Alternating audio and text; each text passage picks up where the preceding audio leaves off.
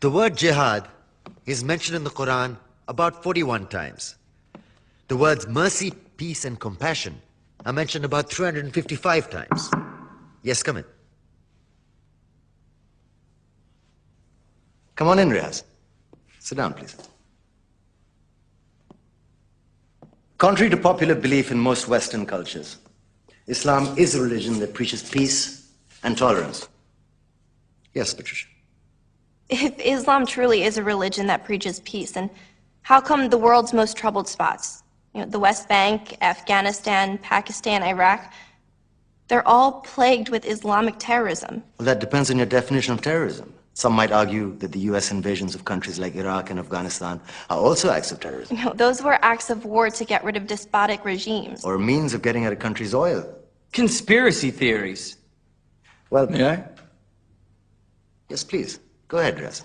Mr. Khan is right.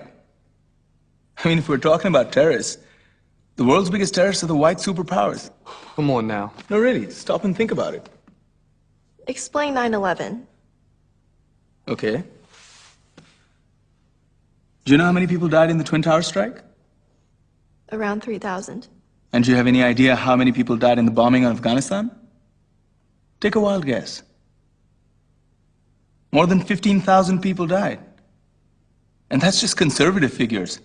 About 50,000 tons of explosives were dropped on innocent civilians. Men, women, children. Yeah, but that was because of the Taliban. Now that you brought it up, did you know that the Taliban was a creation of the CIA to fight the Russians? Whatever. They were still harboring terrorists. Yeah, right. Terrorists that were never found. Just like the weapons of mass destruction that were never found in Iraq. Do you want to get into the death toll in Iraq? 500,000 civilians and counting. And what do Britain and America say when they don't find these weapons? It's simple. They just say sorry. And still refuse to relinquish control of these countries. What are you trying to say? What I'm trying to say is that just because you're American, wear a fancy suit, and call yourself the president, doesn't make you any less of a terrorist. I'm saying that if you don't stop meddling in other people's countries, you will face a backlash. If Muslims like you feel that way, then why don't you get out of our country? We will. As soon as you promise to leave ours.